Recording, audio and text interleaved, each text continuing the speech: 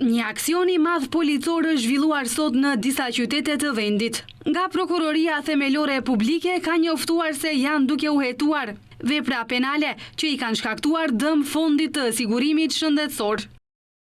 Në nënthëheqjen e prokurorit publik nga Prokuroria Publike për krimin organizuar, Ministria e Punëve të Brendshme po kryen një aksion të koordinuar në disa lokacione në të gjithë vendin. Ky është dyshimi i bazuar për disa vepra penale që kanë shkaktuar dëme në fondin e sigurimit shëndetësor. Sipas informacioneve jo zyrtare që u publikua në media, bëhet fjalë për një praktik të paligjshme të paraqitjes së diagnozave të rreme, e cila ka mundësuar aplikimin, marrjen dhe përdorimin e ndihmës financiare për kujdesin personal të dikujt tjetër, si dhe marrjen dhe përdorimin e paligjshëm të pensioneve të invaliditetit. Sipas këtyre informacioneve, bëhet fjalë për një rrjet të përbërë nga mbi 50 persona, mjek, antar të Komisionit të Fondit të Sigurimit të Pensioneve dhe Invaliditetit, avokat, ekspert e të tjerë.